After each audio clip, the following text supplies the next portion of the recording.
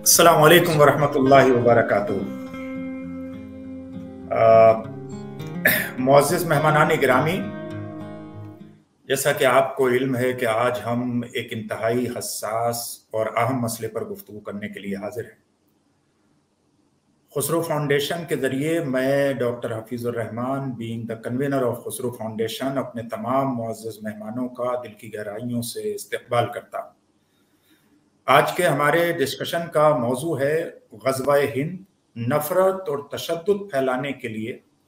हदीस का गलत हवाला और इस्लाम को सही तनाजुर में पेश करने के लिए उलमाए किराम का किरदार। ज़ाहिर है आज हमने इस डिस्कशन के लिए मुख्तलिफ सेक्ट यानी सुन्नी, देवबंदी, शिया, वहाबी, सुन्नियों में भी नदवा से लोग हों, देवबंद से हों, बरेली से हों, मुख्तलिफुल ख़याल, सूफ़ी, नॉन सूफ़ी, अहले हदीस, अहले तशय्युअ सबको मदऊ किया है ताकि उन सब के मराजे और उलमाए किराम के मुताबिक, उनके अकाबिरीन के मुताबिक उनके नज़रियात को जाना जा सके। और जिस हदीस का हवाला देके एक फोबिया फैलाया जाता है सोशल मीडिया पर, कभी कभी नौजवानों को गुमराह किया जाता है, उनको झूठे ख्वाब दिखाए जाते हैं, और एक फोबिया जो हम ग़ज़वा-ए हिंद के नाम से हिंदुस्तान के अंदर या कश्मीर के अंदर या पड़ोसी देश के अंदर सुनते हैं। मैंने पिछले एक हफ्ते में उस सिलसिले में जितनी रिसर्च की है, जितने लोगों से गुफ्तगू की है, चाहे वो उलमाए अरब व अजम हो, चाहे उनका ताल्लुक ईरान और इराक के स्कूल से हो या उनका ताल्लुक सऊदी अरबिया और इजिप्ट के स्कूल से हो, उसमें ज़्यादातर मेरे सामने ये चीज़ आई कि कहीं भी हमारे उलमाए किराम इन हदीस का हवाला देकर या इन हदीस का इस्तेमाल नहीं कर रहे हैं। वहीं दूसरी तस्वीर यह है कि मुसलमानों ने कमोबेश अगर 600 बरस या उससे ज्यादा भी मुल्क के वतन अजीज हिंदुस्तान पर हुकूमत की, उसमें भी जिन बादशाहों को सख्तगीर होने का तमगा हासिल है या उन्हें सख्तगीर की नजर से देखा जाता है, यानी महमूद गजनवी से लेके आलमगीर औरंगजेब तक किसी ने भी अपने लड़ाकुओं के सामने या अपनी आर्मी के सामने ग़ज़वा-ए हिंद की हदीस का हवाला नहीं दिया और इसका इस्तेमाल नहीं किया। हिंदुस्तान में इल्म हदीस को मुतारफ कराने वाली अजीम शख्सियत के तमाम मुहद्दिसीन उनकी तरफ रुजू करते हैं। हज़रत शेख अब्दुल हक मुहद्दिस देलवी, उन्होंने भी अपनी किसी भी किताब में इस हदीस का हवाला नहीं दिया। उसमें सिवाय पड़ोसी देश के जिन्होंने 1980 के बाद ये नरेटिव चलाया, खासकर हम जब डॉक्टर इसरार अहमद को या उस तरह के बहुत सारे लोगों को सुनते हैं तो वो उस पर पूरा जोर देते हैं। कुछ ये कहते हैं कि उस गज़वे का मकाम कश्मीर होगा, कुछ कहते हैं ये अफगानिस्तान से तालिबान उठ के वो गज़वा करेगा। लेकिन जो लोग उन 3 अहादीस में ज्यादातर एक को ज़ईफ मानते हैं और कुछ लोग एक हदीस को सही मानते हैं या उसको हसन मानते हैं, उनका भी मानना यह है कि इस गज़वे से मुराद वो मुसलमानों की आमद है जो हजरत उमर रदी अल्लाह ताला अन्हो के ज़माने से मौला अली करमल्लाहु वजहुल करीम के ज़माने तक हिंदुस्तान में मुख्तलिफ जगहों पर, खासकर गुजरात के एरिए में जो मुसलमान आए और उन्होंने बिना कोई तलवार चलाए, चाहे वो ताजिर के रूप में आए, चाहे वो सूफी या मुसाफिर के रूप में आए, उन्होंने अपने अखलाक व किरदार से यहाँ के लोगों को मुतासिर किया। गोया कि अगर इस ग़ज़वे वाली हदीस को सही भी मान लिया जाए तो उसका मिस्दाक वो है। ऐसा मानना हमारे पड़ोसी देश के ही एक प्रोग्रेसिव स्कॉलर जावेद अहमद गामदी साहब का भी ऐसा मानना है। मौलाना वहीदुद्दीन खां का नजरिया भी हिंदुस्तान के अंदर इस तरह का था। और हमारे इसी पैनल में शामिल जो स्कॉलर हैं जिनके मज़ामीन खुद पाकिस्तान में उर्दू और अंग्रेजी में भी वहाँ के जर्नल में शाये हुए हैं, डॉक्टर वारिस मजहरी साहब, असिस्टेंट प्रोफेसर हमदर्द यूनिवर्सिटी, उन्होंने भी इस सिलसिले में लिखा है। जो सवाल मैं आप तमाम हजरात के गोश गुजार करना चाहता हूँ कि सियाह सित्ता की 6 अहादीस की वो अहम किताबें हैं, बुखारी शरीफ, मुस्लिम शरीफ, अबू दाऊद, इब्ने माजा, निसाई शरीफ और तिर्मिजी शरीफ। इन अहादीस में आज बेशतर इंडियन सब कॉन्टिनेंट के इदारों में भी पहली 2 किताबें यानी बुखारी शरीफ और मुस्लिम शरीफ तो तकरीबन तमाम इदारों में पढ़ाई जाती हैं, बाकी गाहे बगाहे किसी जगह तिरमिजी, किसी जगह निसाई, किसी जगह इब्ने दाऊद, किसी जगह कुछ असबाब तमाम सिहाए सित्ता के पढ़ाए जाते हैं। एक हदीस जिसकी रिवायत इमाम बुखारी के उस्ताद से भी मिलती है और उस हदीस को इमाम बुखारी ने खुद एक्सेप्ट नहीं किया। अगर वो हदीस सेहत के हिसाब से मुकम्मल होती तो शायद इमाम बुखारी उस हदीस को जरूर लेते, अपने उस्ताद की हदीस को इग्नोर नहीं करते। और इसी तरह सिर्फ इमाम नसाई ने उस हदीस को लिया है और इमाम अहमद इब्ने हम्बल ने मुस्नद इमाम अहमद में उस हदीस को लिया है। अगर हम उलमाए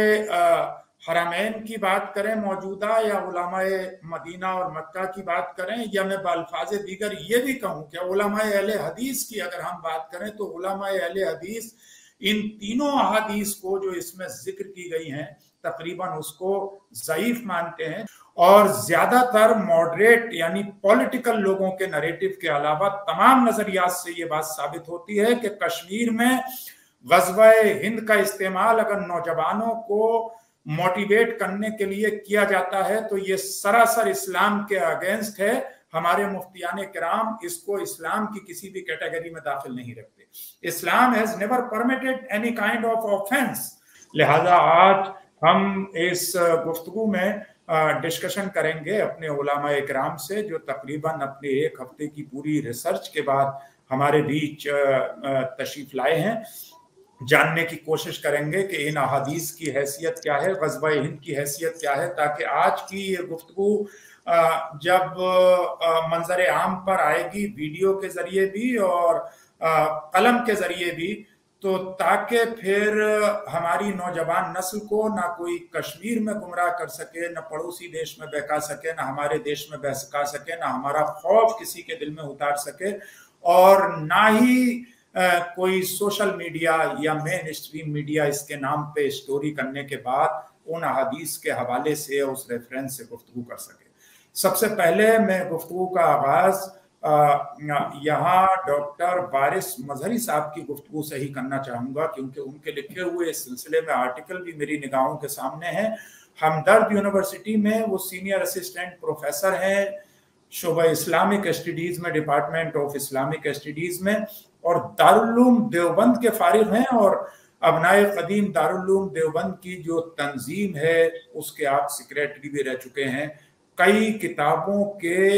मुसन्निफ हैं और अपनी बात बड़ी दलाइल और बड़े एतदाल के साथ कहते हैं। मैं डॉक्टर साहब आपका इस्तकबाल भी करता हूं और अब आप अपनी गुफ्तगू का आगाज फरमा सकते हैं।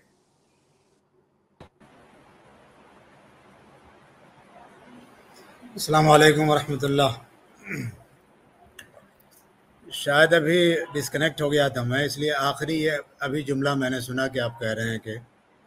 आप अपनी गुफ्तगू का आगाज़ करें। अजीब इत्तेफाक है। मैंने डॉक्टर साहब ये अर्ज किया था आपके जो दोनों मज़ामीन हैं उन मज़ामीन के बारे में अपने नाजरीन को बताया और जो पैनलिस्ट हैं उनको ये बताया कि आपने इस सिलसिले में जो मज़ामीन लिखे हैं वो पाकिस्तान के मुजल्लों में भी उर्दू और अंग्रेजी में शाये हुए हैं और बहुत ही इत्तेदाल और तहकीकी राय आपने दी है। और मैं एक अमेरिकन राइटर को भी पढ़ रहा था जो पाकिस्तानी अमेरिकन राइटर हैं, उन्होंने अपने आर्टिकल को अपनी किताब के अंदर भी कोट किया है। तो ये जो हमारे नौजवानों को बहकाया जाता है, चाहे वो कश्मीर के अंदर हो चाहे पड़ोसी देश में हो, ग़ज़वा-ए हिंद के नाम पर उसमें हदीसों के रेफरेंसेस दिए जाते हैं, इसमें आपकी तहकीक की रोशनी में इसके हक़ाइक़ क्या हैं, इस पर आप रोशनी डालें, हम ये जानना चाहते हैं। बहुत बहुत शुक्रिया, जज़ाकल्लाह। हाँ, मैंने पहली बात तो मैं खुसरू फाउंडेशन के इस इक़दाम को सराहता हूँ, बहुत अहम मौजू है और इधर कुछ सालों से ख़ास तौर से बहुत ज़्यादा ये मौजू बहस बना हुआ है। इस पे ज़रूरत थी कि गुफ्त शनीद का आगाज़ किया जाए और ऑथेंटिक उलमा स्कॉलर्स मुख्तलिफ़ हमारे मसालिक के मकातिब फ़िक्र के आएँ और इस पे गौर करें। मैंने इस पे 2007-8 में इसी तरह की कुछ चीज़ों को यानी जो मिस इंटरप्रिटेशन है हदीस की, उस पे जो पाकिस्तानी मुख्तलिफ़ मजल्लात में जो उस पर कुछ चीज़ें लिखी जा रही थी, तो उनको महसूस करते हुए मैंने लिखा था और तफसील के साथ लिखा था। फिर वहाँ भी शाया हुआ, यहाँ भी शाया हुआ, तर्जमे भी हुआ और बहुत ज़्यादा कोट किया गया। तो वो मेरी फ़िक्र का मौजू था कि ये लगता है आगे चल करके एक बड़ा मौजू बनेगा इस वजह से। तो मैंने जो दलाइल गोया दिए थे और मैंने अपने जो कुछ पॉइंट्स रखे थे, जो नुक्ता नज़र पेश किया था, मैं उसी का ख़ुलासा पेश कर देता हूँ। अब गोया 15 साल के बाद भी जो मेरे जो निकात थे उसमें उनमें कोई तब्दीली गोया कि नहीं आई है। ये जो हदीसें हैं ग़ज़वतुल हिंद से के ताल्लुक़ से, वो 2 हदीसें हैं। एक हदीस तो नसई में है और दूसरी हदीस मुस्नद इमाम अहमद बिन हम्बल में है। एक हज़रत सौबान से मरवी है और दूसरी हज़रत अबू हुरैरा से मरवी है। तो पहली बात तो ये है कि जो हज़रत अबू हुरैरा वाली हदीस है उससे मुताल्लिक़ लोगों ने कलाम किया है। ख़ुद हज़रत अलबानी ने, जो इस वक्त के ये कहना चाहिए कि इधर कई 100 सालों में इतना बड़ा कोई हदीस का आलिम पैदा नहीं हुआ और ख़ास तौर से 20वीं सदी में तो उनकी बहुत शोहरत रही, वो भी उसकी तज़ीफ़ करते हैं, उनको ज़ईफ़ समझते हैं। अलबत्ता जो हज़रत सौबान से जो हदीस है उसको वो एक्सेप्ट करते हैं और कहते हैं कि वो हदीस सही है। तो एक तो इस लिहाज से भी हम ये देख सकते हैं। दूसरे इसी लिहाज से हमें ये देखना चाहिए कि यह हदीस सिहाह सित्ता में सिर्फ़ और सिर्फ नसई में आई है, किसी और में नहीं आई है। मुस्नद अहमद से मुताल्लिक़ ये बात ज़हन में रहनी चाहिए कि मुस्नद अहमद में ज़ईफ़ हदीस हैं, बल्कि मौजू और गढ़ी हुई हदीसें अच्छी खासी तादाद में हैं। और ये इससे मुताल्लिक़ ख़ुद हमारे अल्लामा इब्न तैमिया इस बात को कबूल करते हैं कि कई हज़ार हदीसें जो बाद में हज़रत इमाम अहमद बिन हम्बल के बेटे ने शामिल की और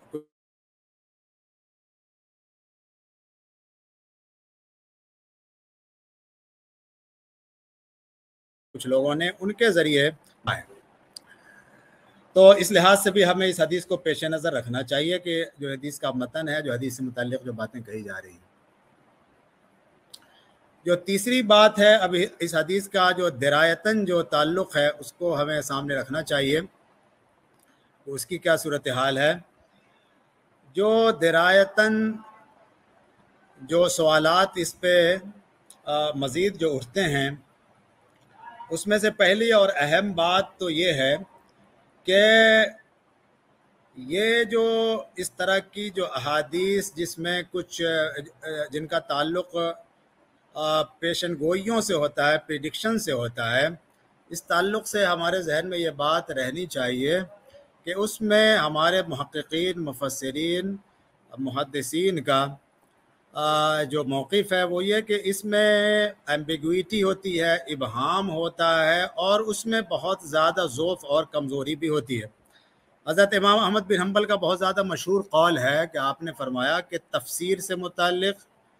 और मगाज़ी यानी ग़ज़वात से मुताल्लिक़ और मलाहिम, ये जो फितने और वग़ैरह की रिवायतें हैं, क़यामत से मुताल्लिक़ पेशगोइयों की रिवायतें हैं, इसमें बहुत ज़्यादा ज़ईफ़ और कमज़ोर रिवायतें हैं। बल्कि हज़रत इमाम अहमद बिन हम्बल कहते हैं कि ला अस्ल लहू, उसमें बहुत ज़्यादा कमज़ोर चीज़ें हैं जिनकी असल नहीं है। तो ये बातें हमारे जहन में, हमारे पेश नज़र रहनी चाहिए। अब जो हदीस जो सही अगर तस्लीम की जाए हज़रत सौबान वाली, या इस ताल्लुक़ से जो अर्ज़ किया जा सकता है वो ये कि इस हदीस में ये बात कही गई है कि हिंदुस्तान के साथ एक ग़ज़वा होगा। तो ख़ुद ये ग़ज़वा का ये मतलब लेना कि वो हर हाल में वो एक क़िताल और जिहाद होगा बिशमशीर और बिसैफ, ऐसा नहीं है, बल्कि ये जिहाद व क़िताल की ताबीर ख़ुद क़ुरआन में और अहादीस में पीसफुल जो एक्टिविज़म होता है, पुरअमन ज़राए के ज़रिए जो दावत और तबलीग होती है, उसके लिए भी इस्तेमाल होता रहा है। ایک اہم نقطہ یہ ہے جو سب سے اہم ہے، جو ہمارے تمام اسکالرس ماضی کے بھی اور آج کے کہتے رہے ہیں، وہ یہ کہ اگر یہ مان لیا جائے کہ یہ حدیث بالکل صحیح ہے تو اس کا اطلاق اور اس کا انطباق پہ غور کرنا چاہیے۔ اس بات پہ اتفاق رہا ہے، بہت استثناء بہت کم ہے، اتفاق رہا ہے علماء کا، اسکالرس کا، کہ یہ جو شروع میں حضرت عمر فاروق اور حضرت عثمان کے زمانے میں جو وہاں سے جو لوگ آئے جنہوں نے اسلام کی یہاں دعوت دی، اسلام کو پھیلایا، اور اس کے نتیجے میں یہاں لوگوں نے اسلام کو قبول کیا، اس سے وہی مراد ہے۔ یعنی حضرت عمر فاروق کے زمانے میں پہلے کچھ لوگ آئے، حضرت حکم، مغیرہ بن العاص وغیرہ، پھر اس کے بعد حضرت عثمان کے زمانے میں آئے۔ اگر اس کو بھی اگر نظر انداز کر دیا جائے تو اس کے بعد ہمارے علماء کی ایک بہت بڑی بلکہ اکثریت یہ کہتی ہے کہ محمد بن قاسم نے جو سندھ پہ حملہ کیا وہ دراصل اس حدیث کا مصداق ہے۔ تو اس طرح سے مفسرین، محدثین وغیرہ اس کو بالکل پہلی صدی میں جو کچھ ہندوستان کے ساتھ پیش آیا اس کو اسی پہ اس کا اطلاق کرتے رہے ہیں۔ بعد میں پھر ہم یہ دیکھتے ہیں کہ اسلام یہاں محمود غزنوی اور غوری اور وغیرہ کے ذریعے اور بہت زیادہ پھیل گیا۔ اس کے بعد یہ جو پورا سلطنت اور مغل پیریڈ ہے اور اس کے بعد کا دور ہے، کچھ استثناء مل جائے تو مل جائے، ورنہ جتنے بھی بڑے اسکالرز ہیں کوئی بھی ایسا نہیں ہے جو یہ کہتا ہو ہمارے جو حکمراں گزرے ہیں مسلمانوں کے ہندوستان میں، وہ یا جو محدثین گزرے ہیں، چاہے شاہ ولی اللہ ہوں، چاہے عبدالحق محدث دہلوی لوگ ہوں، کہ انہوں نے اس حدیث کو استعمال کیا ہو اور اس کا انطباق اس طرح سے کیا ہو کہ یہ اس حدیث کا تعلق اس سے ہے۔ حضرت امام شاہ ولی اللہ دہلوی نے بھی اس کا وہ نہیں کیا، حالانکہ ان کے بارے میں یہ ہے کہ جو پانی پت کی تیسری جنگ ہوئی تھی تو اس میں شاہ ولی اللہ کا ہاتھ تھا، انہوں نے احمد شاہ ابدالی کو بلایا تھا، لیکن انہوں نے اس حدیث کو استعمال نہیں کیا۔ تو ہمارے چاہے وہ حکمراں ہوں، چاہے وہ اس طرح کے اسکالرس ہوں، کبھی بھی اس حدیث کو اس تناظر میں یہ نہیں دیکھا گیا کہ اس کا انطباق، اس کا اطلاق ابھی باقی ہے اور آنے والے زمانے میں اس کی ضرورت ہے کہ ایسا ہوگا کہ ہندوستان کے ساتھ کوئی جنگ یا جہاد یا غزوہ ہوگا، اور اس حدیث کو اس طرح سے نہیں دیکھتے کہ اس کا کوئی اطلاق باقی ہے، اور کشمیر میں جو جنگ کی جا رہی ہے، جو پراکسی وار ہے، یا اور آگے چل کر کے کچھ ایسا جو بھی عزائم اس طرح کے ہیں یا اس طرح کی جو فتنے فساد جاری ہیں، اس کو اس حدیث کے تناظر میں دیکھنے کی کوشش کی جائے، جس طرح سے دیکھنے کی اس طرح کوشش کی جا رہی ہے، جس طرح سے اس کو مس انٹرپریٹ کرنے کی کوشش کی جا رہی ہے۔ تو یہ ایک جو علمی انداز میں ہم حدیث کو اور اس کے اطلاق کو ہم اس انداز میں گویا دیکھنے کی کوشش کرتے ہیں، اس میں ماضی میں بالکل نہیں، اور حال میں بھی جو علماء ہندوستان پاکستان سے جو ہٹ کر کے سعودی عرب اور دوسرے جو ممالک ہیں جہاں کے جو ممتاز علماء ہیں، مختلف چیزیں میری نظر سے گزرتی رہی ہیں، وہ بھی اس حدیث کو اس طرح سے انٹرپریٹ کر کے نہیں دیکھتے کہ ہندوستان کے ساتھ کوئی غزوہ ہونا باقی ہے اور جس میں یا جہاد ہونا باقی ہے جس کا یہ ثواب ہے وغیرہ وغیرہ، جس طرح سے اس کو کیا گیا ہے۔ اگر کچھ ہے تو وہ ماضی میں ہو چکا، اس کا کوئی تعلق حال اور مستقبل سے بالکل باقی نہیں رہا۔ یہ میرا موقف ہے، یہی بات میں نے لکھی تھی اور اسی کا خلاصہ آپ کے سامنے پیش کیا۔ حضرت مولانا قلب رشید رضوی صاحب۔ السلام علیکم حفیظ بھائی اور تمام جو میرے عزیز برادران اور علماء اور مشائخ اور مفتیان یہاں پر موجود ہیں، ان سبھی کی خدمت میں سلام عقیدت اور سلام محبت کے ساتھ تمام تعریفیں ہیں اس پروردگار کی کہ جو جہان کا مالک، کائنات کا رب ہے۔ درود و سلام محمد و آل محمد علیہ الصلوۃ والسلام پہ کہ اگر انہیں خلق کرنے کا ارادہ نہ ہوتا تو نہ یہ آسمان، نہ یہ زمین، نہ ہم، نہ آپ، نہ یہ آج آپ گوگل کے اس پلیٹ فارم پہ ہم مولویوں کو بلا کے پوچھتے کہ اس سوال کا جواب کیا ہے یا اس مسئلے کا حل کیا ہے۔ سب سے پہلے تو हमारे इज़्ज़त माब मज़हरी साहब ने बड़े ख़ास अंदाज से अपनी स्टडीज़ को पेश किया। उसके बाद हमारे मुफ्ती साहब ने, मौलाना ने अपनी गुफ्तगू बयान की। मेरे बाद भी कोई ना कोई स्कॉलर होंगे जिनको आप इस मौजू के लिए दावत देंगे। देखें, कुछ गिला अपनों से है जो बोलते हैं, कुछ गिला उनसे जो सुनते हैं, कुछ गिला उन तीसरे लोगों से जो बोलने सुनने के दरमियान की बातों को रिकॉर्ड करते हैं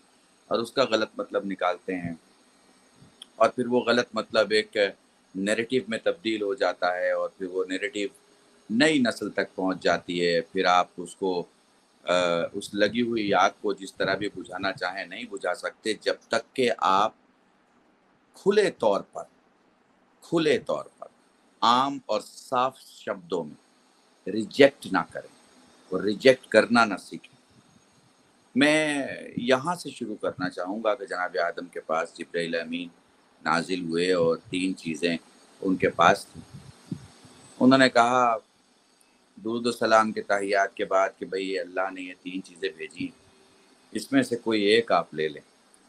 जनाब आदम ने कहा कि आप तारुफ कराएं कि ये कौन कौन है। का ये दीन है, वो ये अक्ल है और ये हया है। तो जनाब आदम ने अक्ल से कहा कि इसे मेरे पास छोड़ जाइए। जनाब जिब्राइल ने दीन और हया से कहा भाई चलो। आदम ने अक्ल ले लिया। तो कहा नहीं, हमें खुदा का हुक्म है जहाँ अक्ल रहे हमें भी वहीं रहना है। अब हम सोचते हैं आज के दौर में कि हम होते, मुफ्ती साहब होते, दूसरे मौलवी होते, कोई स्कॉलर होते, मजहबी आदमी होते, तो वो क्या करते। तो मेरे जहन में आता है कि हम लोग तो दीन का दामन पकड़ लेते और कहते अक्ल से कि भैया ऐसी अक्ल से क्या फ़ायदा जिसमें दीन ही ना हो। तो हमारे और आपके बाप आदम ने अक्ल को चुना।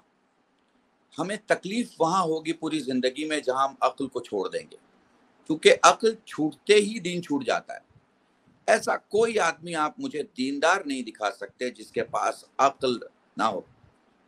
मैं प्रैक्टिस करने को दीनदारी नहीं मानता, मैं चेहरा इस्लामी रखने को दीनदारी नहीं मानता, मैं लिबास इस्लामी रखने को दीनदारी नहीं मानता, मिजाज भी इस्लामी रखने को मैं दीनदारी नहीं मानता। मैं फ़िक्र इस्लामी हो, उसके इक़दाम इस्लामी हो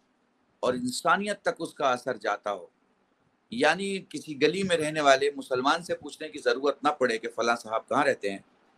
बल्कि उस गली का हिंदू, उस गली का क्रिश्चियन, उस गली का सरदार बता दे कि वो फ़लाँ शख्स हमारी फ़लाँ गली में रहता है और वो मुसलमान है, वो कहता है कि वो नबी का चाहने वाला है। उसकी सीरत देख के लोग उसके नाम को इज्जत के साथ पुकारें। मैं ऐसे नज़रिए को मानता हूँ। अब आप देखिए, इतनी देर की हमारी गुफ्तगू में हमने वो गुफ्तगू की जो हमारे हौजे में होने चाहिए। हम में इन बेवकूफ़ स्कॉलर जो पाकिस्तान के टेलीविज़न पे बैठते हैं, उनमें क्या फ़र्क है? अभी तक हमने इसे रद्द नहीं किया।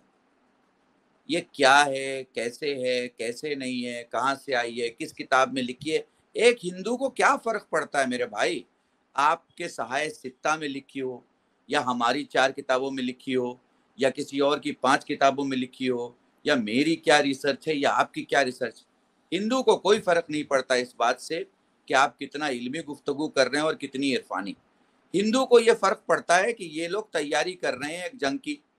और ये हमें मारेंगे काटेंगे, इससे पहले कि ये हमारे साथ जंग करें हम इन्हें निपटाएं। भाई, आप आम आदमी की ज़हनियत को कैसे मुतमईन करेंगे? इस इज़्तिराब की हालत में हमें चाहिए कि हम इस बात को बहुत अच्छे से समझ लें। अब वक्त नहीं रहा और वक्त नहीं बचा कि हम इन सब गुफ्तगू, इन सब अल्फाज के वजूद और उनके अदा करने और उसके बाद के माहसल की तरफ जो है वो अदबी और फ़िक्री और नज़री और शरई और फ़िक़ही अंदाज़ को देखें। मैं आप सबसे गुजारिश करता हूँ, हम जहाँ जितने मौलवी बैठे हैं, जो मुझे इससे बहस नहीं है कि ये हदीस किसने नकल की, कहाँ से नकल हुई, कहाँ आई, कौन इसका रावी है, कौन से किताब खाने में छपी, कितने पेज की किताब है, कितने हदीसों के दरमियान है, हदीस का नाम क्या है, मुझे कोई लेना देना नहीं। पहला सवाल, अगर मुझसे हफीज़ुर रहमान पूछते हैं मौलाना ये हदीस है, तो मैं यही कहूँगा कि मछलियों के दरमियान जैसे दरिया के जानवर को हलाल समझ के काटा जाता है, बिल्कुल उसी तरह हदीसों की पाक किताबों में ऐसी बहुत सारी हदीसें हैं जिन्हें हदीसों की जगह हदीस के नाम से बिठा दिया गया है। यह उन्हीं में से एक है। ना मैं रावी को मानता हूँ, ना इस रिवायत को मानता हूँ, क्योंकि मुझे पता है कि मेरा रसूल वो बोलता है जो अक्ल को हिदायत देती है, नफ्स को खड़ा करती है, पत्थर को दुर बनाती है और गुनहगार को हुर बनाती है। मैं मान ही नहीं सकता ऐसे किसी लफ्ज और किसी जुमले को कि जिसमें किसी के कत्ल की या कत्ल के मंसूबे की बू आती है। दूसरी खास बात, हिंदुस्तान के टेलीविजन में हफीज भाई आपने देखा है कि ये जो हमारे हिंदू भाई बड़े बड़े एंकर हैं, उन लोगों ने इस हदीस से कितना फायदा उठाया है इस बात को बयान करने के लिए कि खुदा ना करे इस्लाम नफरत के आम और नफरत की बातों को फैलाता है, या नफरत के लिए उत्सुकता लाता है, या नफरत के लिए एडवोकेसी करता है। आप बेहतर जानते हैं हम लोगों की जिंदगी में प्यार भरा है, हम लोगों के कलाम में बात के अंदाज में, लहजे में। आज हम किसी हिंदू भाई से बात करते हैं, खुदा जानता है ये सारे उलमा जो बैठे हैं इनमें से कोई मुनाफिकत से बात नहीं करता होगा। इनमें से सब यकीन के साथ बात करते हैं कि मेरा भाई है, मेरा पड़ोसी है, मेरा हमसाया है, मेरा हमशहरी है, मेरा हम ज़बान है, मेरा हम रियासत है और मेरा हम वतन है। इसके अलावा हमारे जहनों में कुछ नहीं रहता। लेकिन ये चंद बेवकूफ़ स्कॉलर के टेलीविज़न के डिस्कशन से आज ये नुकसान पहुंचा है कि इंडियन टेलीविज़न में जो मौलवी बुलाए जा रहे हैं, जब उनके सामने यह हदीस पढ़ी जाती है, खुदा की कसम कोई एक मौलवी नहीं इसकी रद्द करता, खामोश रहते हैं। हाँ जी हम है ये, हाँ जी ये बयान है। अरे रिजेक्ट कर दो मेरा भाई, कह दो ये नहीं है, हम नहीं मानते हैं। बहुत सी चीज़ें हैं हमारे यहाँ, आपके यहाँ सही बुखारी में क्या हर रिवायत सही है? आप उसको सही मानेंगे, आपका इल्म बढ़ता चला जाएगा, इल्म हदीस कमाल पे आता चला जाएगा, आपको समझ में आ जाएगा कि यह हदीस सही नहीं है या इसकी सनद सही नहीं। हमारे यहाँ सबसे बड़ी किताब है बिहारुल अनवार, मसलन मुल्ला बाकर मजलिसी ने शुरू में ही लिख दिया कि मेरी जिम्मेदारी थी रिवायत को जमा करना। मैंने एक दरिया आपके लिए बनाया, आप अंदर डुबकी लगाएं, अंदर जाएं, देखें कौन सी सही रिवायत है, कौन सी सही नहीं है, कौन सी कवि है, कौन सी कवि नहीं है। हमारे यहाँ एक उसूल है, और उसूल क्या है कि बड़ी से बड़ी किताब में रिवायत लिखी है, अगर नबी की शान में कमी कर रही है रिवायत किसी भी जाविये और जुमले से, उसे कूड़े में फेंक डालो। लेकिन छोटी से छोटी किताब में है, अगर वो इस्मत की अजमत को बरकरार रखते हुए किसी भी जाविये से बुलंद करती है, उसे चूम के रख लो। बहुत सीधी सादी बात है। मैं मेरे ख्याल से अगर आप मुझे इजाज़त दें तो आपकी तरफ से, अपने इन उलमा की तरफ से, मिल्लत मुस्लिमा की तरफ से, हिंदुस्तान के मुसलमानों की तरफ से और सभी उलमा की तरफ से कंडम करता हूँ कि इस हदीस का गलत इस्तेमाल मीडिया में किया गया है। और हम बताना चाहते हैं, ना हमारे यहाँ ऐसी कोई हदीस है, ना हम उसे मानते हैं, और ना हमारे लिए वो हदीस की कैटेगरी में। रावी को भी नहीं मानते, रिवायत को भी नहीं मानते। मेरे ख्याल से, मुझे लगता है मैंने अपने फ़र्ज़ या अपने बरादरान के उस फ़र्ज़ को जो शायद सियासी तौर पे उनके जहन में ना हो, मैंने वो अभी मुकम्मल किया है। क्योंकि याद रखिए, मैं उलमा से भी कहना चाहूँगा, जब भी ऐसे किसी मौजू पर बाहर टेलीविज़न, यूट्यूब चैनल, सहाफ़ी किसी से भी गुफ्तगू करें, पहले अपना पक्ष क्लियर कर दें। क्योंकि हम हौज़े में बात नहीं कर रहे हैं, मदरसे में बात नहीं कर रहे हैं, उलूम कुरान और उलूम हदीस पर चर्चा नहीं हो रही है। ये बात रिकॉर्ड करके उन हिंदुओं को सुनाई जाएगी बाद में कि देखो ये तुम्हारी गलत फहमी है, दूर हो रही है, देखो ये तुम्हें जो बताया गया है। और पाकिस्तान के आप किसी का नाम ले रहे थे, गामदी या पता नहीं कुछ आप कह रहे थे। मैं तो ये लोग जो बेचारे अपनी डॉक्टरी और इंजीनियरिंग में कुछ सही से नहीं कर सके, उन्होंने मौलवियत में जो घुस के अदब के रास्ते से और उर्दू और फारसी के रास्ते से जो इन लोगों ने अपनी छोटी बहुत जगह बनाई है, इन्होंने भी बहुत हमें नुकसान पहुंचाया है। अब इस वक्त मौजू नहीं है, कभी मौजू रहा तो मैं गुफ्तगू करूँगा। देखें, इस्लाम वो पानी है जो ज़िंदगी देता है, पत्थर पे पड़े तो भी हयात देता है और ज़मीन पे पड़े तो भी हयात देता है। इसका काम ही है मुर्दा ज़मीनों को ज़िंदा करना। मुझे लगता है जितना इस्लाम मेरे पास है और जितना इस्लाम उलमा के पास है, इनमें किसी जंग की कोई घोषणा हिंदुस्तान के साथ नहीं हुई है। और ये भी कहना کہ وہ ماضی میں گزر چکا، اس بات کی دلیل ہے کہ آپ اس حدیث کو مان رہے ہیں، تو میں کیسے مانوں کہ آپ ماضی کو مانیں گے اور مستقبل کو نہیں مانیں گے؟ اور یہ بھی کہنا کہ محمد بن قاسم کا حملہ اسلامی حملہ تھا، میں نہیں مانتا۔ بادشاہوں کا عمل ان کی ریاست کو بڑھانے کے لیے ہوتا ہے، ایون خلفاء کا عمل ان کے ریاست کو بڑھانے کے لیے ہوتا ہے۔ اسی لیے ہمارے یہاں اسکول آف تھاٹ کا جو چینجنگ ہے کہ ہم امامت میں بلیو کرتے ہیں، خلافت میں نہیں کرتے، ہم بادشاہت میں نہیں کرتے، ہم امامت میں اس لیے بلیو کرتے ہیں کہ نص قرآن ہے، یوم ندعو کل اناس بامامہم، روز قیامت محشر میں آپ کو مجھ کو ہمارے وقت کے خلیفہ کے ساتھ نہیں بلایا جائے گا، ہمارے وقت کے امام کے ساتھ بلایا جائے گا۔ تو مجھے لگتا ہے اپنی ذمہ داری اس وقت سمجھیں۔ میں پھر گزارش کر رہا ہوں، آنے والے وقت میں وہ تمام علماء، وہ تمام خطبہ،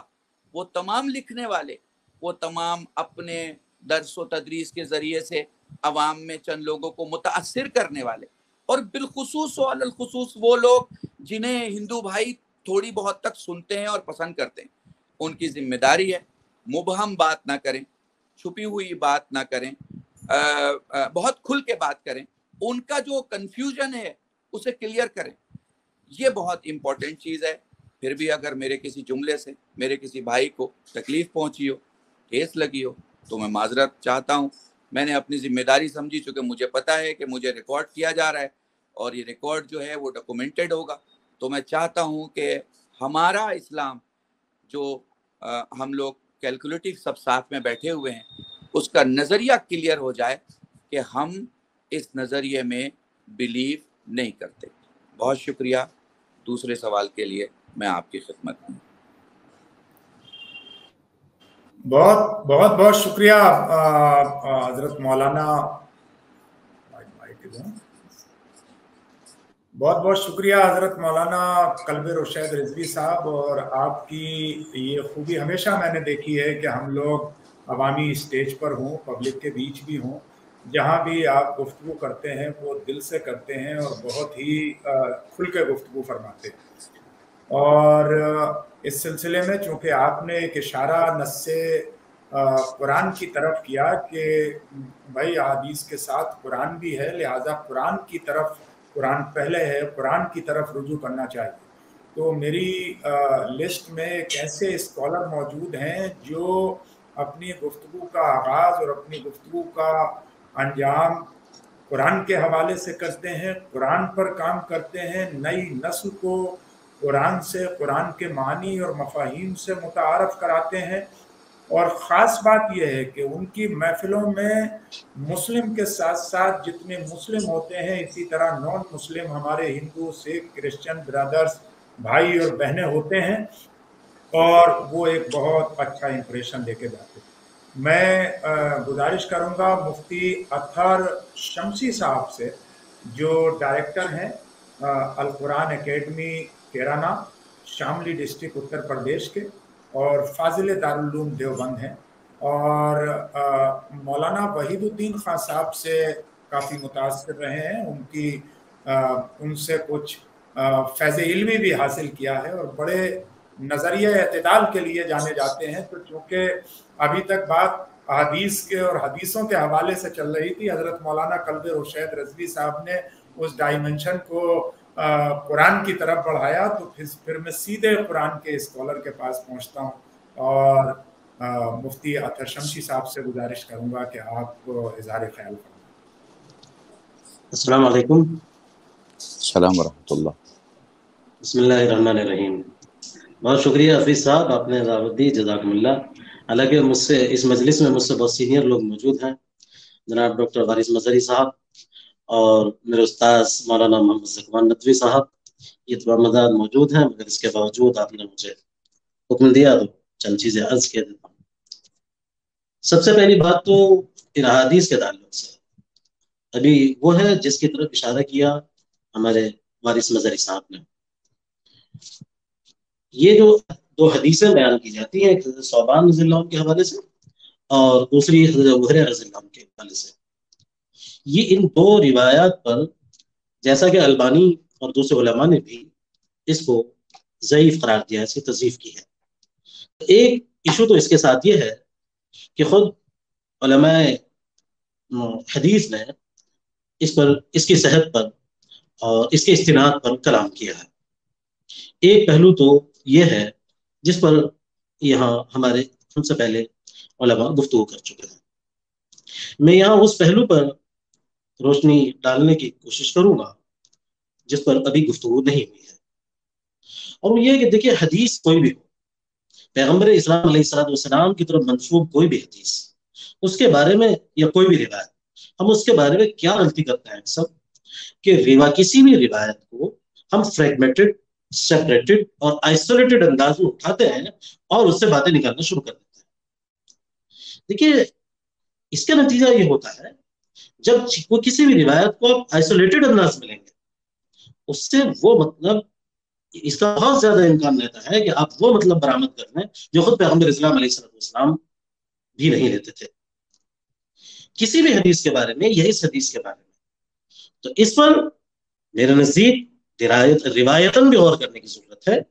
اور درایتاً بھی غور کرنے کی ضرورت ہے، اور درایتاً غور کرنے کی ضرورت ہے خاص طور پر قرآنک اوور ویو میں، قرآنک پیراڈائم میں۔ جب ہم ان پہلوؤں سے اس پر غور کرتے ہیں تو ہم اس نتیجے پر پہنچنے کے لیے مجبور ہیں، اس کے علاوہ کوئی راستہ نہیں ہے کہ اس حدیث کے ساتھ کہیں نہ کہیں، اس روایت کے ساتھ کہیں نہ کہیں کچھ معاملات ہوئے ہیں، اور یہ روایت ہرگز بالکل اس روایت سے یہ مطلب ہرگز نہیں نکالا جا سکتا کہ صاحب ہندوستان میں غزوہ کیا جائے گا اور ہندوستان میں اس وقت یہ آئندہ حالات میں وہ لڑائی کی جائے گی اور اس کی ترغیب یہ دے رہی ہے۔ ایسا بالکل نہیں ہے۔ پیغمبر اسلام علیہ السلام کی کوئی حدیث یا کوئی روایت، پیغمبر صلی اللہ علیہ وسلم کا کوئی فرمان ایسی کوئی ترغیب نہیں دیتا، یہ پیغمبر کے زبان میں اپنے الفاظ ڈالنے کی کوشش ہے اگر ان روایت سے یہ مطلب نکالا جاتا ہے۔ بس مجھے یہی عرض کرنا تھا، مجھ سے بہت سینئر حضرات موجود ہیں، جزاک اللہ۔ بہت بہت شکریہ مفتی اطہر شمسی صاحب، آپ نے بہت ہی کھل کر اور قرآن کے استدلال کے ساتھ آپ نے گفتگو فرمائی، ہمارے سامنے رکھی، اور آپ نے اپنے استاد گرامی کی طرف بھی اشارہ کیا۔ تو میں آپ کے بعد حضرت مولانا زکوان ندوی صاحب کی بارگاہ میں ہی حاضر ہوں گا اور انہی سے گزارش کروں گا کہ حضرت مولانا زکوان ندوی صاحب ہمیں اپنے خیالات سے نوازیں۔ مولانا زکوان ندوی صاحب چونکہ ایک بہت ہی صاحب قلم رائٹر ہیں، بڑے اعتدال کے ساتھ گفتگو فرماتے ہیں۔ ہمارے پڑوسی جو پروگریسو اسکالر ہیں اس وقت جاوید غامدی صاحب، ان سے بھی بہت متاثر ہیں، اور حضرت مولانا وحید الدین خان صاحب سے بھی بہت متاثر ہیں، اور دارالعلوم ندوۃ العلماء کے فاضل ہیں۔ میں زکوان ندوی صاحب سے گزارش کروں گا کہ آپ اپنے خیالات سے نوازیں۔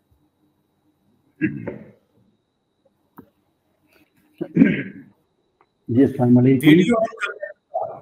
ویڈیو آپ کا شاید آف ہے۔ جی شکریہ۔ جی السلام علیکم۔ میں پہلی بار کسی ویبنار میں شرکت کر رہا ہوں۔ میں عام طور پر ان چیزوں سے بہت دور رہتا ہوں، اس کی وجہ یہ ہے کہ مجھے ان چیزوں سے مناسبت نہیں ہے فطری طور پر، لیکن آج ڈاکٹر صاحب کے اصرار پر میں نے اس میں شرکت کی ہے، تو کچھ کہنے کے لیے نہیں بلکہ استفادے کے لیے شرکت کی ہے کہ یہاں پر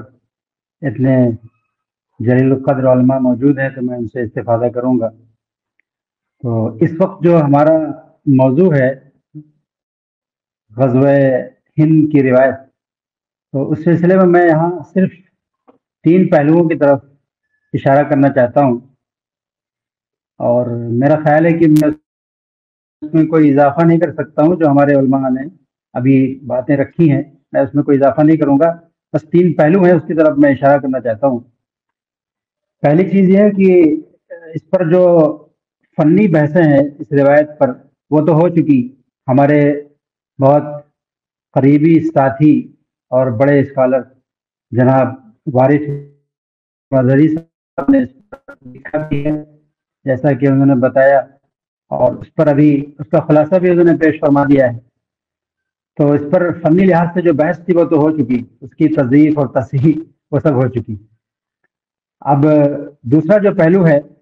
وہ یہ ہے کہ اس روایت کا کوئی تعلق جہاد کشمیر سے نہیں ہے، نہ اس کا کوئی تعلق اس بات سے ہے کہ پاکستان سے یا دنیا کے کسی گوشے سے ایک تحریک اٹھے اور وہ ہندوستان پر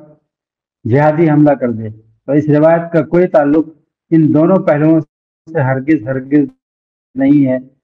جہاں تک میں نے اس پر غور کیا ہے اور اس پر تحقیق کی ہے۔ تیسری بات جو میں عرض کرنا چاہتا ہوں وہ سب سے اہم پہلو ہے جس کی طرف ہمارے محترم جناب رشید رضوی صاحب نے توجہ دلائی، وہی سب سے اہم پہلو ہے، کیونکہ وہ پریکٹیکل پہلو ہے۔ فنی بحثیں تو ہوتی رہتی ہیں، لیکن ہم کو چاہیے کہ ہم پریکٹیکل پہلوؤں پر غور کریں۔ ہمارے یہاں افسوس کی بات یہ ہے کہ ہمارا جو مذہبی جو ڈھانچہ ہے وہ ٹیکنیکل بحثوں میں الجھا رہتا ہے اور عملی پہلوؤں پر غور کم کرتا ہے۔ تو جناب رشید صاحب نے جو توجہ دلائی ہے بہت اہم ہے کہ اجتماعی معاملات میں ہم کو چاہیے کہ ہم یک زبان ہو کر اس طرح کی چیزوں کو سامنے رکھیں، کیونکہ جیسا کہ انہوں نے فرمایا کہ وہ بات عوام تک پہنچے گی، اور ظاہر ہے کہ عوام کو اس سے کوئی مطلب نہیں ہوگا، خاص طور پر جو غیر مسلم عوام ہے، کہ وہ حدیث ضعیف ہے یا سندن اس میں کوئی انقطاع ہے یا انکار پایا جاتا ہے۔ اس طرح کی جو فنی بحث ہے ان کو اس سے کوئی مطلب نہیں ہوگا، وہ تو صرف اپنے کام کی بات اس میں سے لے لیں گے کہ یہ بات درست ہے، اور اسی بنیاد پر یعنی مسلم جو امت ہے وہ اس طرح کی رائے رکھتی ہے۔ تو یہ تیسرا جو پہلو ہے بہت اہم ہے کہ جب اس طرح کا کوئی اجتماعی ہے اور اس سے انسانیت خطرے میں ہو اور امت پر اس پر آنچ آ رہی ہو، امت پر ضرب آ رہی ہو، تو اسٹیج پر آنے سے پہلے ہمارے مذہبی لوگوں کو چاہیے کہ ایسا کوئی مشاورتی اجتماع کریں تاکہ وہ یک زبان ہو کر اپنا اسٹیٹمنٹ دے سکیں۔ انشاءاللہ اگر ہم یہ طریقہ اختیار کریں تو خود یعنی نہ صرف یہ کہ جو دوسرے لوگ ہیں جو غیر مسلم حضرات ہیں ان کے اندر سے کنفیوژن دور ہوگا، بلکہ خود ہمارے ہاں جو یہ روایت قائم ہے کہ جب بھی کوئی چاہے وہ یعنی ابھی جو مسائل آئے ہیں آپ جانتے ہیں بہت سے، مثلا NRC کا مسئلہ آیا، آج تک یہ طے نہیں ہو سکا کہ اس کا اصل بات کیا تھی اور اس میں ہماری مذہبی لیڈرشپ کی طرف سے اس میں کیا پیغام ہے، کیا اصل بات ہے، کچھ بھی نہیں پتہ چلا۔ تو جب بھی اس طرح کا کوئی عالمی ایشو آتا ہے یا امت کی سطح پر جب کوئی ایشو آتا ہے تو اس میں ہمیشہ وہ نیا آنے والا جو ایشو ہوتا ہے وہ ایک التباس ہوتا ہے، صرف یعنی امت کے حصے میں جو چیز آتی ہے وہ صرف ایک فکری کنفیوژن میں اضافہ ہوتا ہے، بجائے اس کے کہ اس میں وضوح پیدا ہو اور ایک کلیئرٹی کے ساتھ اصل بات سامنے آئے۔ تو اگر ہم یہ ایسا کریں کہ ایک زبان ہو کر اس طرح کے معاملات میں اپنا واضح بیان دے دیں تو اس سے امت بھی فکری التباس سے اور فکری دلدل سے نکل سکے گی جس میں آج وہ مبتلا ہے،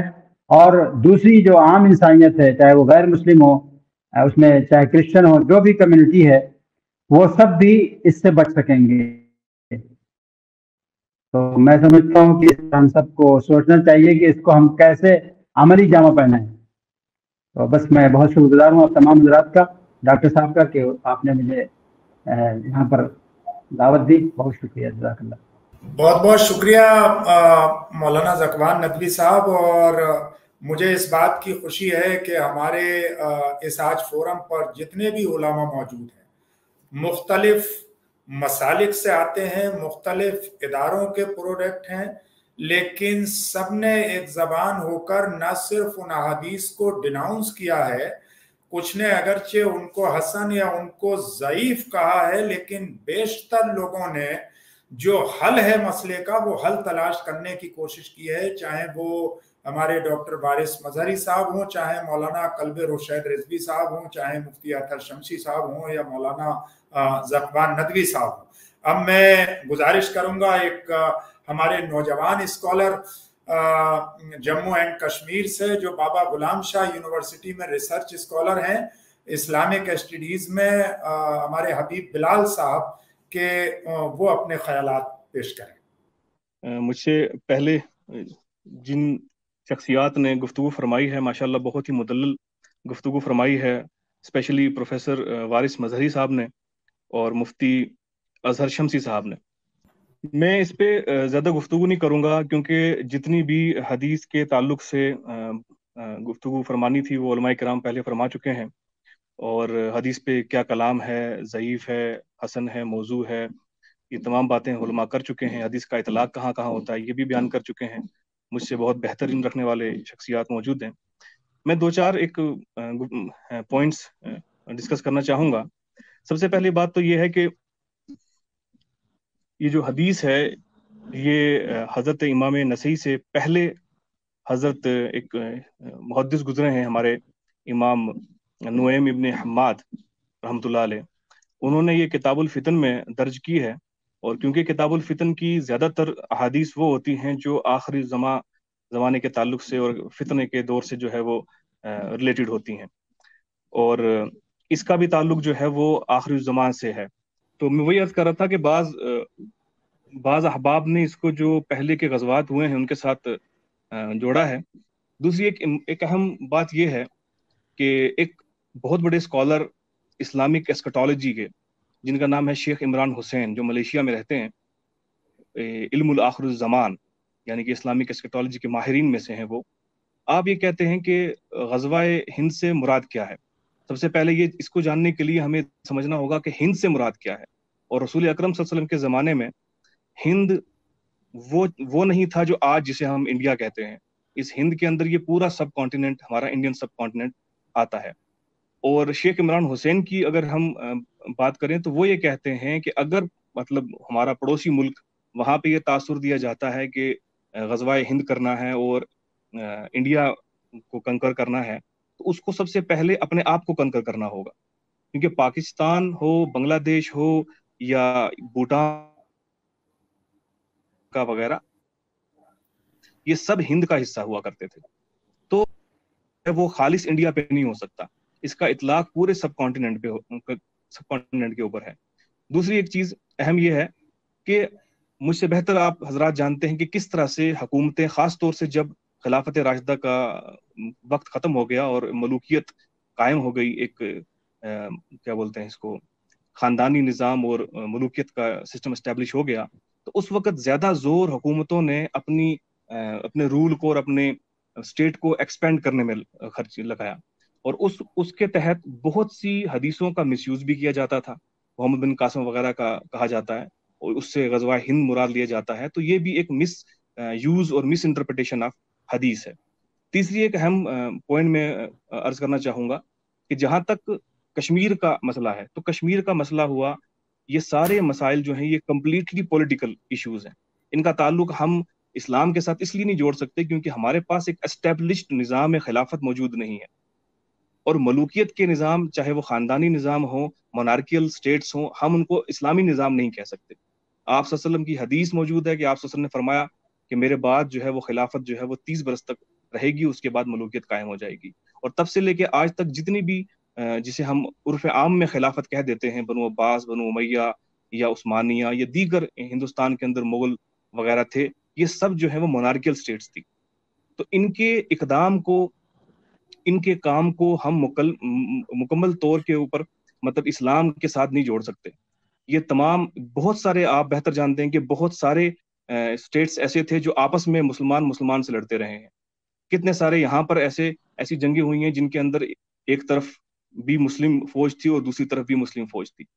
تو میرا یہ ماننا ہے ذاتی طور پہ ایک طالب علم ہونے کے ناطے کہ اس کا اطلاق ہرگز جو ہے وہ اس طرح سے نہیں ہو سکتا کہ یہاں سب کانٹیننٹ کے اندر ایک ملک میں، مثال کے طور پہ کہوں پاکستان ہو یا بنگلہ دیش ہو یا دوسرا تیسرا، وہ یہ تصور کرے کہ ہم نے باقی پہ جو ہے وہ قبضہ کر کے، باقی پہ غزوہ کر کے جو ہے وہ اسلام کا کام کرنا ہے. اور خاص طور سے جو ہمارے پروفیسر صاحب ہیں انہوں نے جو بیان کیا، میں ان کی تائید کرتا ہوں اور میرا بھی نقطہ نظر وہی ہے. شکریہ، جزاک اللہ.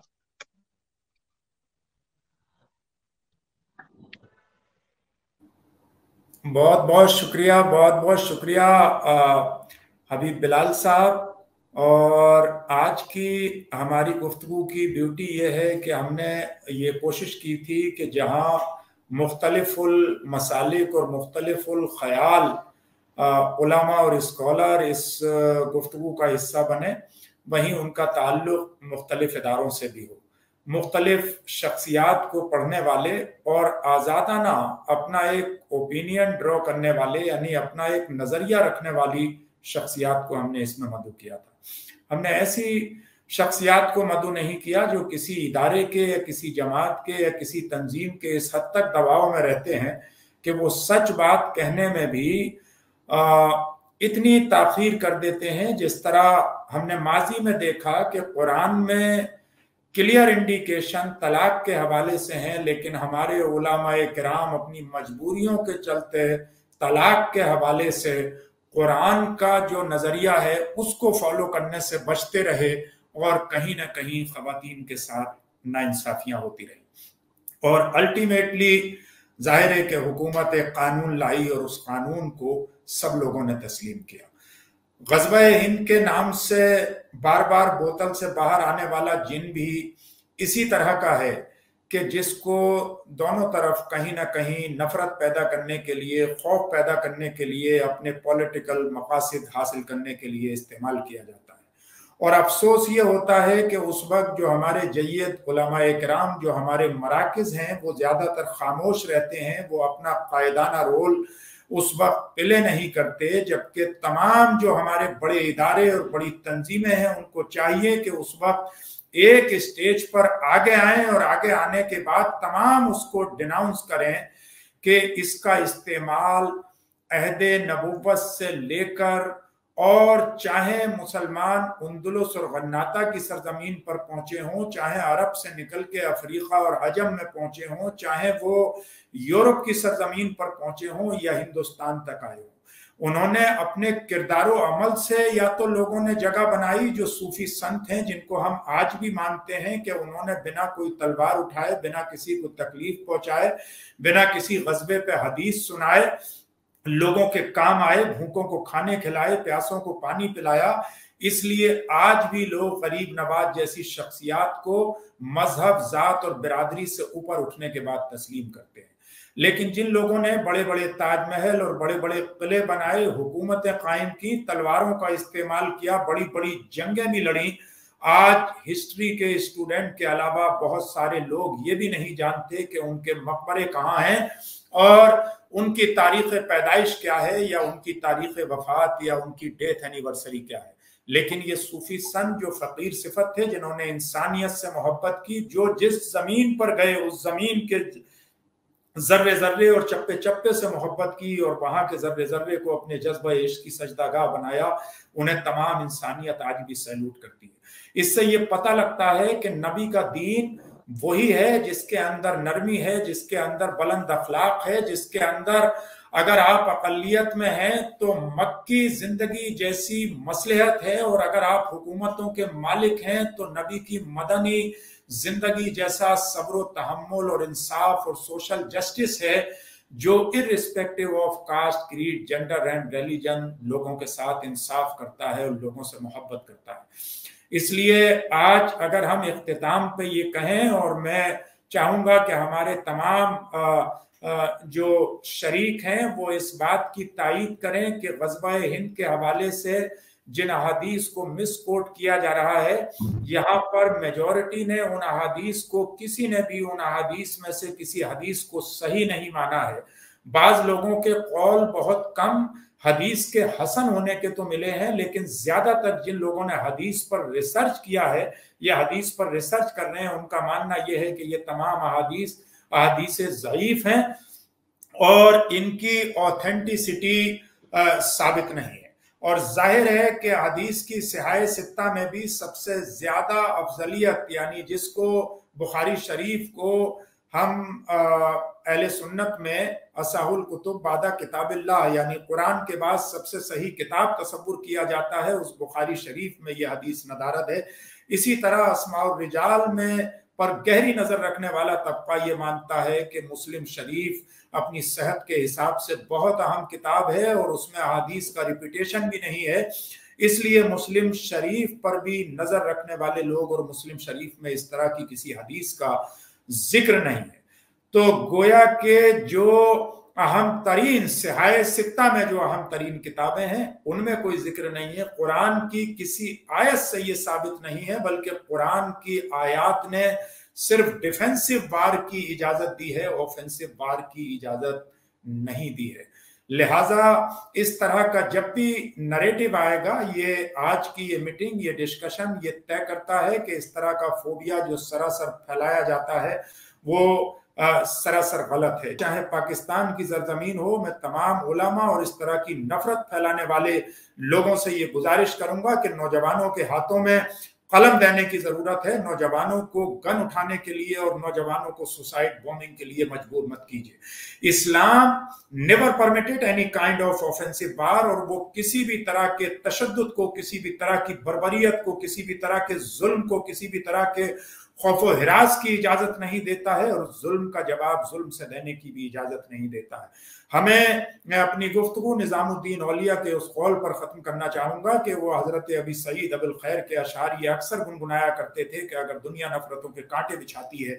और तुम भी जवाब में अगर कांटे बिछाओगे तो पूरी दुनिया कांटों से भर जाएगी, इसलिए तुम उसके जवाब में मोहब्बतों के फूल बिछाओ। एक बार हमारे तमाम शुरका हाथ उठाकर ये कहें कि आज का ये इजलास और आज की जो ये नशिस्त है वो इस नरेटिव को डिनाउंस करती है, उस नरेटिव से अदमे इत्तेफाक करती है और उसके किसी भी तरह से फेवर में नहीं है, और वो ये मानती है कि इनकी सेहत साबित नहीं है, चाहे स्कॉलर्स के जरिए, चाहे हदीस के रावियों के जरिए जो हदीसें कोट की जाती हैं उनकी सेहत साबित नहीं है, और ग़ज़वा हिंद नाम का कोई तसव्वुर मुस्तक़बिल में होने वाला नहीं है, और हिंदुस्तान से उसका कोई ताल्लुक इस तरह का नहीं है।